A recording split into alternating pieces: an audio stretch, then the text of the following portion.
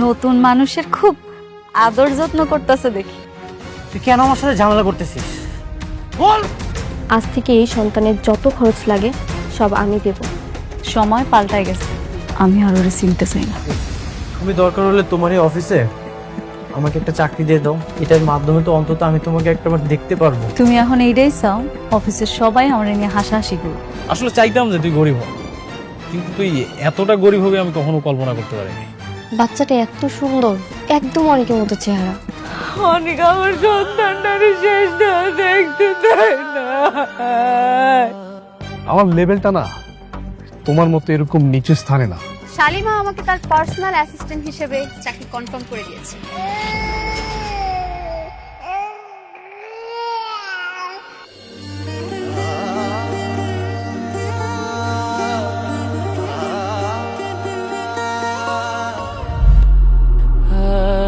আপনি কে? আমি অনেক এদিক দিয়ে যাচ্ছিলাম, বাচ্চার কান্নার শব্দটা শুনে এখানে আসলাম। অনেক সুন্দর, মাশাআল্লাহ। আসলে একা মানুষ তো, আমার স্বামী বাইরে কাজকর্ম করে, বাচ্চা সামলায় সব দিক দেখতে হয়। ছোট শিশু, একটু যত্নে রাখবেন। ওর মুখটা অনেক মায়া ভরা। ওকে যখন বুকে নিলাম কেমন জানি আপন আপন মনে হচ্ছিল।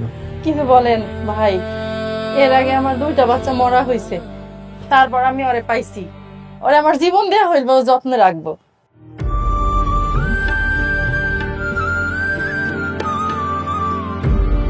আমার কাছে তো তেমন টাকা নেই, আপনি টাকাগুলো রাখুন, যদি কিছু প্রয়োজন হয় কিনে দিবেন। না না থাক, টাকা লাগবো না, আপনি ওর জন্য দোয়া করেন, তাইলেই হইব।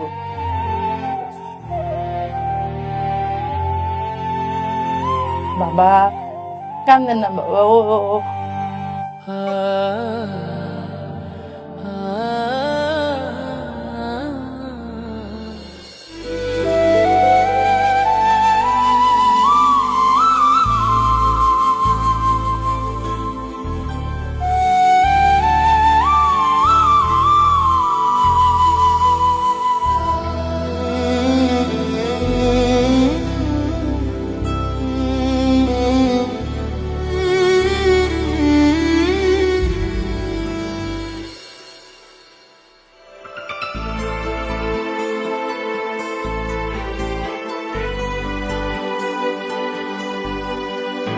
আঙ্কেল, আমি আর পারছি না, অনেককে সবকিছু বলে দেওয়া উচিত। হ্যাঁ, আরে কি বলো বোকা মেয়ে, মানে এটা বললে তো আমাদের সকলের জেল হয়ে যাবে, বুঝতে পারছো? কিন্তু এভাবে আর কতদিন? বাচ্চাটা তার আসল মা বাবার কোলে উঠতে পারছে না। এই বাচ্চাটার জন্য অনেক আর মেঘলা আলাদা হয়ে গেছে, এগুলো কি সহ্য করা যায়? কিন্তু ওদের পরিস্থিতি ঠিক হয়ে গেলে তখন তুমি ওদের কাছে আমার শত্রু হয়ে যাবে। একদম একদম সত্যি কথা। হচ্ছে কি মা, আমি এক কথা বলি, মানে অনেক যদি জানতে পারে এগুলোর পেছনে আমরা সবাই আছি, তাহলে আমাদের কথা বাদ দাও, আমাদের কথা তুমি বাদই দাও, তোমাকে সে কোনোদিন ক্ষমা করতে পারবে? পারবে না, কিন্তু পারবে না।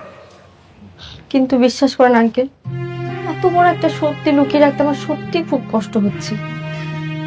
আমি জানি না কতদিন আর লুকিয়ে রাখতে পারবো এই সত্যিটা।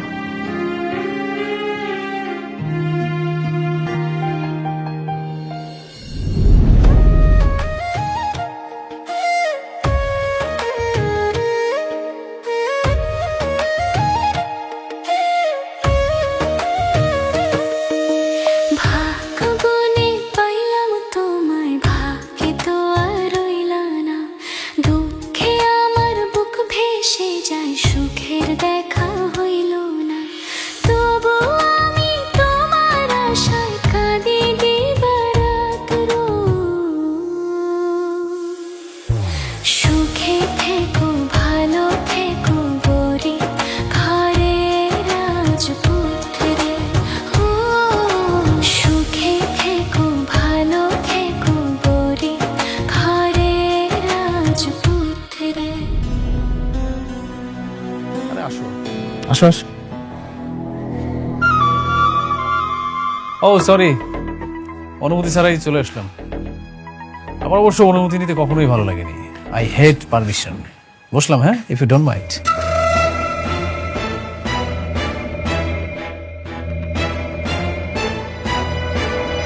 তোকে একটা দাওয়াত দিতে আসলাম। আমার বিয়ে ঠিক হয়েছে, আগামী শুক্রবার রাতুলের সাথে আমার বিয়ে। আগে তো তুই ফকিন্নি ছিলি, তাই বড় জোর জন্মদিনে দাওয়াত দিতাম।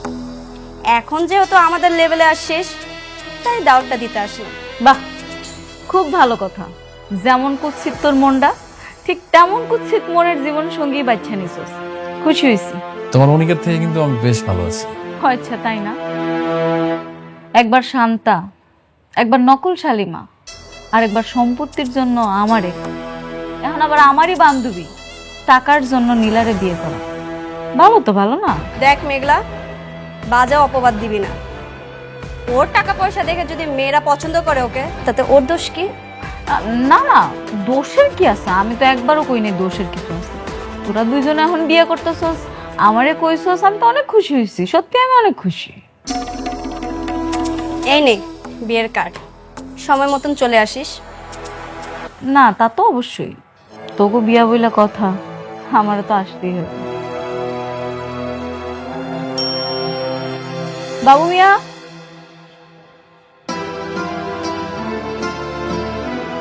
ম্যাডাম ডাকছেন? আগামী শুক্রবার আপনি ফ্রি আছেন না? জি ম্যাডাম, শুক্রবার তো আমার ছুটি, আমি অবশ্যই সেদিন ফ্রি আছি। আপনার একটা বিয়ের দাওয়াত আছে, এই নেন কার্ড, চলে যান। সিকিউরিটি গার্ড যাবে মানে? আমরা কি সিকিউরিটি গার্ডকে দাওয়াত দিয়েছি? আরে বাবা, সিকিউরিটি ছাড়া আর যাবে কে? তোমগো দুইজনের বিয়া, আমার অফিসে কেউ যাওয়ার মতো তো আর ওরকম পরিবেশ নাই। আর তোমরা ওই যোগ্যতা রাখো না যে আমি তোমগো বিয়াতে যাবো। দেখ মেঘলা, তুই কিন্তু আমাদের অপমান করতেছিস। অপমান? অপমান তো তারই করে যার মান সম্মান আছে। তোদের দুইজনের মান সম্মান আছে? আমার তো মনে হয় নাই। যদি থাকতো তাহলে রাতুল রে এতবার করে নিষেধ করার পরও এরকম না বলে আমার অফিস আসতাম। এত অহংকার কিন্তু ভালো না। একটা কথা জানেন তো, শেষ বলতে কিছু নেই, যেখানে শেষ সেখান থেকেই শুরু। তুমি রাতুল শুনে রাখো, তুমি যদি ভাইবা থাকো যে আমি সে আগের মেঘলা আছি, তাহলে ভুল ভাবতেছ। আমি এখন নতুন রূপে শালিমা। এই শালিমার লগে তুমি চাইলেও কিছু করতে পারবে না। এই শালিমার লগে কথা কওয়ার জন্য বুঝা শূন্য কথা কইতে হবে। সময় বলে দেবে কে কতটা ক্ষমতাবান। চলো।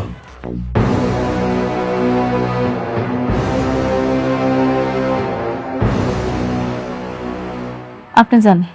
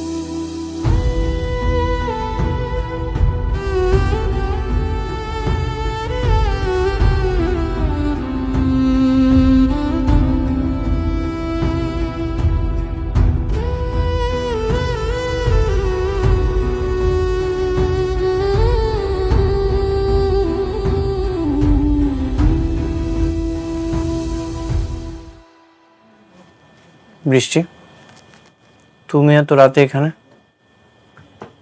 হ্যাঁ, আমি তোমার জন্য রান্না করে নিয়ে আসলাম। তুমি এখানে তো কষ্ট করে আছো, আর আমি বাসায় কিভাবে থাকি বলো? তুমি এখনই খাবারটা খেয়ে নাও। এসব তোমাকে খেতে হবে না, রেখে দাও। এগুলোর কোনো দরকার নেই, আমি রান্না করতে পারি। আর যেটা খাচ্ছি এই খাবারে অনেক শান্তি আছে। আমার কোনো সমস্যা হচ্ছে না। আমি এত ভালোবেসে তোমার জন্য নিজ হাতে রান্না করে নিয়ে এসেছি, আর তুমি খাবে না? আমার ভালোবাসার কি কোনো মূল্যই নেই তোমার কাছে? আচ্ছা, একটা কথা বলি, বলো। তুমি আমার সাথে প্লিজ বাসায় চলো, আর না হলে আমি এখানে থাকবো। আমি তোমাকে ছাড়া থাকতে পারছি না, প্লিজ। না, আমি তোমাদের ওই বাসায় যাব না। আমি যে পাপ করেছি সেই প্রায়শ্চিত্ত আমাকে করতেই হবে। আমার সন্তান আমার পাশেই ছিল, কিন্তু আমি বুঝতে পারিনি আমি অনেক বড় পাপ করে ফেলেছি। আমাকে এই প্রায়শ্চিত্ত করতেই হবে। আমি যদি পিতৃ পরিচয়টা দিতাম তাহলে মেঘলা হসপিটালে ভর্তি হতো, কোনো সমস্যাই হতো না। কিন্তু আমি এটা কি করলাম? আমি অনেক বড় পাপ করে ফেলেছি, আমাকে এই প্রায়শ্চিত্ত করতেই হবে।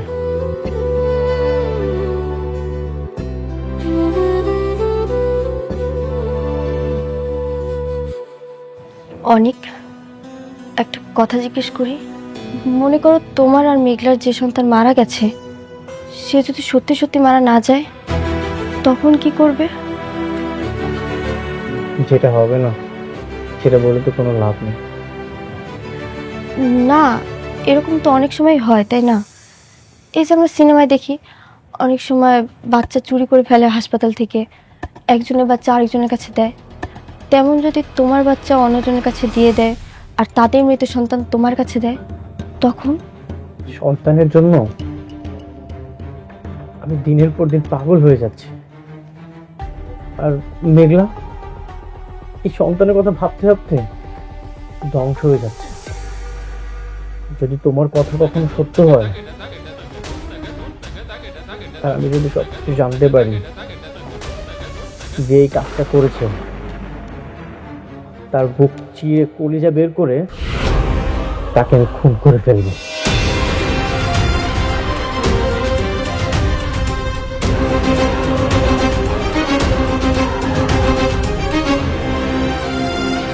বৃষ্টি, তুমি এখান থেকে চলে যাও, আমাকে আমার মতো করে থাকতে দাও। চলে যাও, তোমার খাবারটা নিয়ে যাও।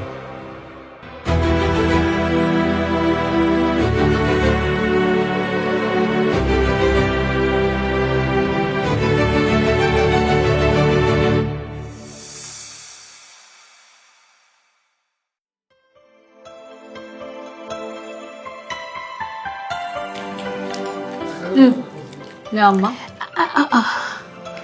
আল্লাহ মনে রে বাবা। আব্বা নাও।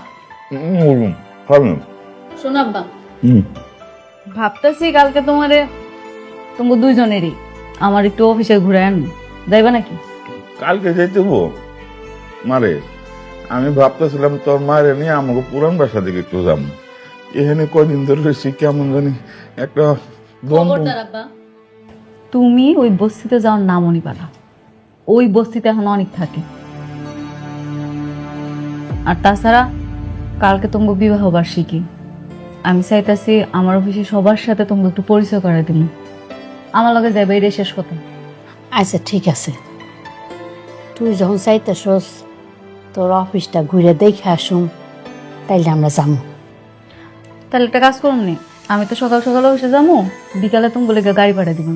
না না মা, গাড়ি পাঠিয়ে দেবো না মা, তুই ঠিকানা দিয়া যাইস, ওই আমরা রিক্সা নিয়ে ঘুরতে ঘুরতে চলে যাবো। আবার গাড়ি থাকতে কে রিক্সা দেওয়া যায় তুমি কও? মারে, আমরা রিক্সা দিয়েই যাবো, গাড়ির মধ্যে না কেমন দমটা বন্ধ হয়ে আসে।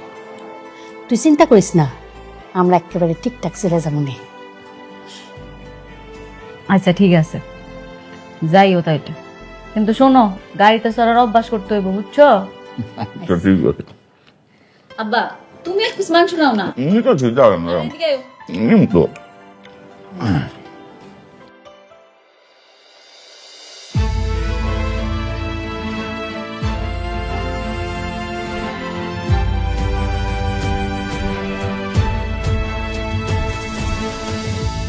আপা, আপনি? আমি তো ওকে দেখতে এসেছি, আর ওর জন্য কিছু জামা কাপড় নিয়ে এসেছিলাম। দিন, আমার কাছে দিন।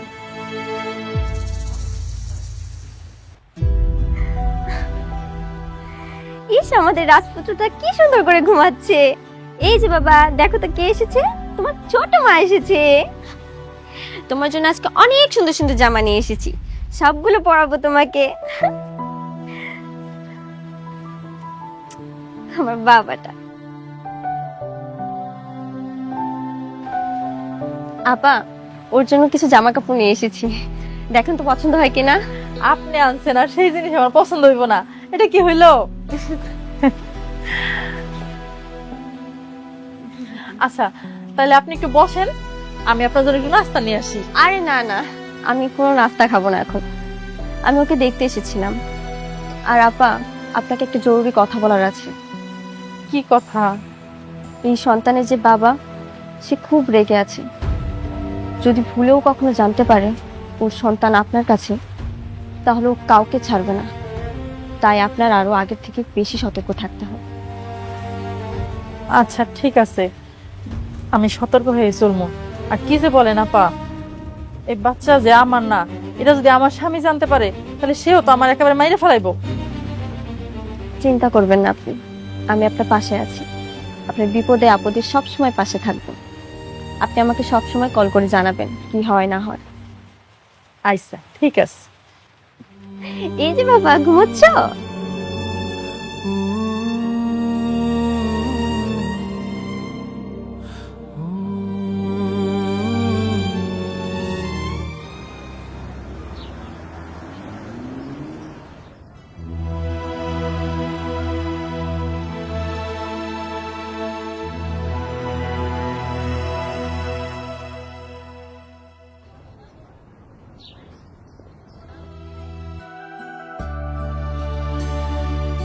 বাবা রে বাবা, কত সুন্দর আর কত বড় বিল্ডিং। দেখছো মেঘলার মা? হ্যাঁ, কত বড় বিল্ডিং। সত্যি এটা তো মেলা বড় অফিস। আরে সত্যি এইটা। আরে আমার মেঘলা তখন অনেক টাকার মালিক, তাই না? আও, ভিতরে কে আছে একটু ডাক দে।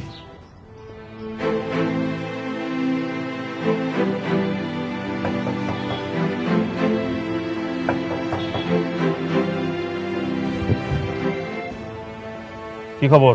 কাকে চাই? না, এই যে এই অফিসের যে মালিক, আমরা তার কাছে। আপনারা কি ভিক্ষা করতে আইছেন না? হ্যাঁ, এখানে ভিক্ষা নাই, আপনারা আসতে পারেন। না না বাবা, আমরা ভিক্ষা চাইতে আসি নাই, আমরা ওই মেঘলার কাছে আইছি। ওই যে এই অফিসের মালিক ওই যে শালিমা, ওর বাপ মা, আমরা ওর কাছে আইছি, আসতে কইছিলাম আমাকে। আসলে ম্যাডাম তো এই মুহূর্তে একটা জরুরি কামে বাইরে হয়ে গেছে, আপনারা একটু অপেক্ষা করেন, আসবে। আসো, হ্যাঁ, আমরা ভিতরে এসে বসুন। হ্যাঁ, আপনারা চাইলে ভিতরে বসতে পারেন। চল ভিতরে যাই বসি।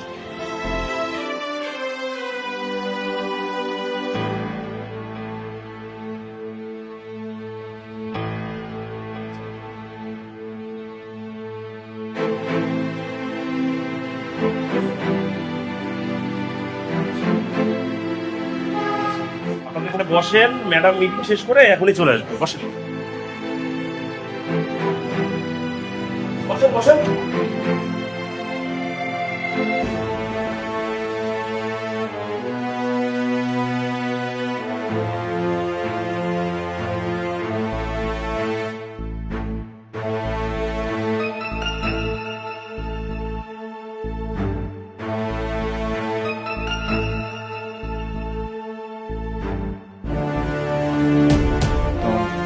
ওয়ালাইকুম আসসালাম। কি ব্যাপার, কোনো কাজ নেই? ওয়ালাইকুম আসসালাম। হ্যাঁ, আমরা কাজের বিষয়ে কথা বলছি। এরা কারা, ওদের পরিচিত? না না, এক্সকিউজ মি, আপনারা কারা? দারোয়ান, কোথা থেকে ফকির মিসকিন এসে অফিসে সোফায় বসে আছে, তোমরা কি দেখো না? আপনারা কি দেখেন না কেউ? মা, আমরা কিন্তু ভিক্ষুক না, ভিক্ষা চাইতে আসি নাই। আমি হচ্ছে মেঘলার বাপ, আর এটা হচ্ছে মেঘলার মা। মেঘলাকে মেঘলা হচ্ছে গিয়ে এই যে এই কোম্পানির মালিক। শুনেছো এই ফকিন্নিদের কথা? ওদের মতো ফকিন্নিদের মেয়ে নাকি এই কোম্পানির মালিক। মাগো, তুমি কিন্তু এবার সত্যি সত্যি আমাকে অপমান করতেছ। আরে আমরা সত্যি সত্যি মেঘলার বাপ, সেই অফিসের মালিক। আরে মেঘলা আসলেই তো বুঝতে পারবা, তাই না? আপনারা শুনেন, মেঘলা আসলে সব আপনারা বুঝতে পারবেন কে। আবার কথা বলিস? তোদের মতো ধান্দাবাজদের না আমার ভালো করে চেনা আছে। প্রথমে ঢুকবি, তারপর পায়ে ধরে কান্নাকাটি করে 2-10 টাকা বেশি নেওয়ার ধান্দা। হ্যাঁ, বের হ, বের হ বলতেছি। তুমি একটা ফোন দাও না মেঘনার। হ্যাঁ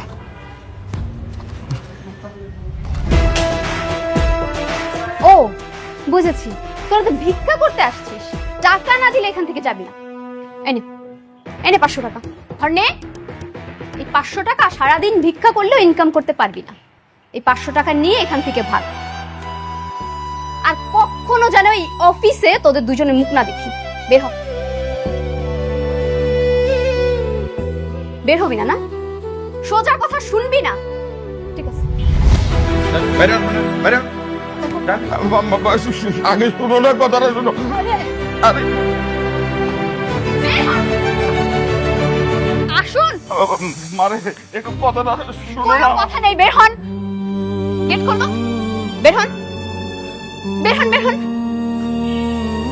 বের হন। আর কখনো যেন এখানে না দেখি। আর আপনি নিজের দায়িত্ব বোঝেন না? নিজের দায়িত্ব যদি পালন করতে না পারেন, চাকরি থেকে বের করে দিব। আচ্ছা ঠিক আছে ম্যাডাম, এখন থেকে ঠিকভাবে পালন করব।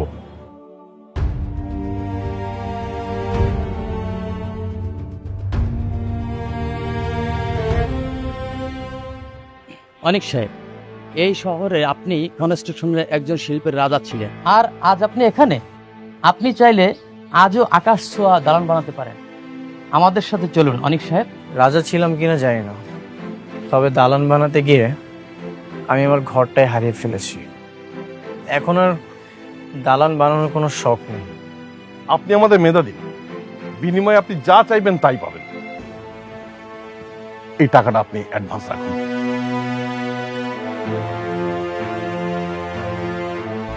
ভুল বলছেন, টাকা শুধুই মানুষের প্রয়োজন মেটায়, শান্তি না।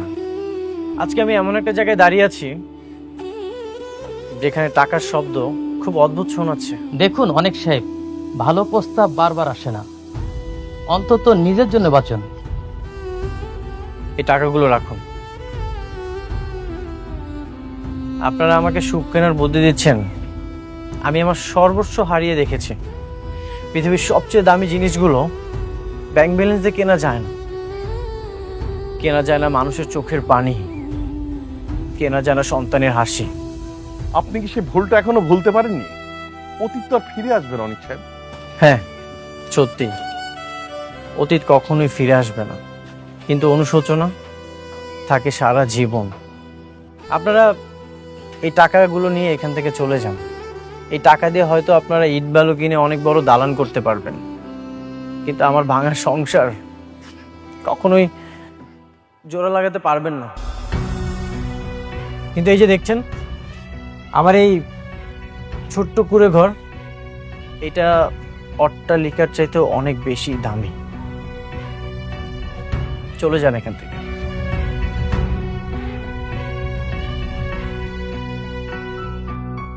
কি দরকার আছিল এখানে আসার?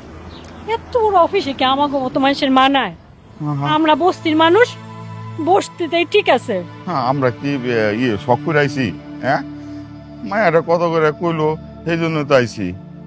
আরে আমরা যদি না আইতাম মায়াটা কষ্ট হইতো না। এদিকে মায়াটা তো মোবাইলটাও ভাঙা হালাইলো, আনার তো ফোন করে কইতে পারতাম যে আমরা আইছি। কি যে করি? আচ্ছা চলো জায়গা। আরে না, একটু অপেক্ষা করে দাঁড়াও, আমার মনে হয় আয়া পড়বো। দেখি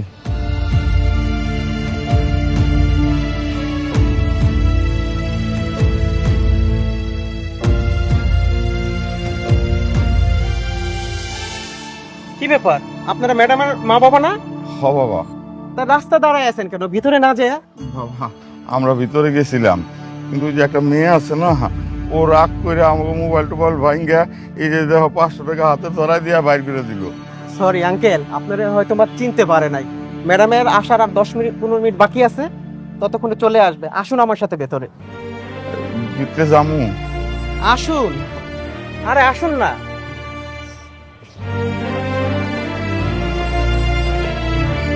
আসুন আসুন আসুন।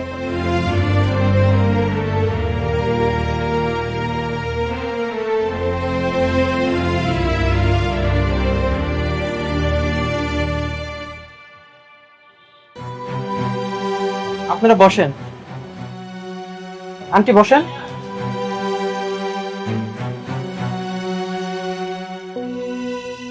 আপনারা বসেন, ম্যাডাম 10-15 মিনিটের মধ্যে চলে আসবে। আমি একটু কাজে যাচ্ছি। আচ্ছা চাচা, ওনাদেরকে চা নাস্তা দেন। তাহলে আপনারা থাকেন। হ্যাঁ, ওকে, আমি কিন্তু গেলাম। দেখছো, আসলে আমাকে তো চিনে না, এই যে কাপড় চোপড় পরে আসছি, কিন্তু তো চিনার কথা না, তাই না?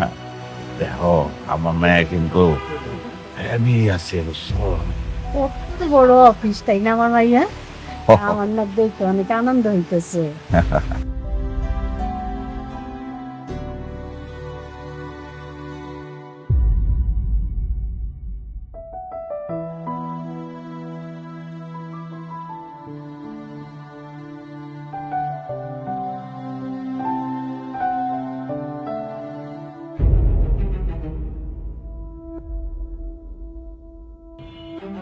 কি ব্যাপার? আপনাদের সাহস তো কম না, আবার চলে আসছেন।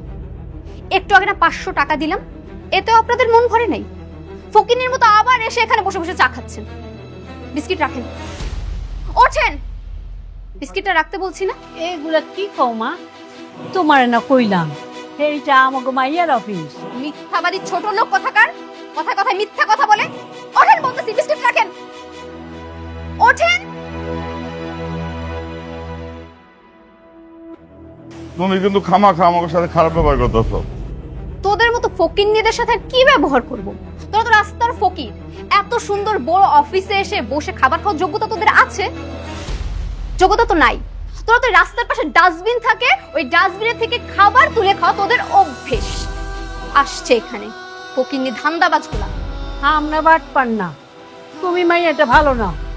সে কখন থেকে আমাদের লোকে খারাপ ব্যবহার করতেছো? কি বললি? আমার সাথে বেয়াদবি করলি? বের হ এখান থেকে, বের হ। আম্মা, আম্মা তুমি ঠিক আছো?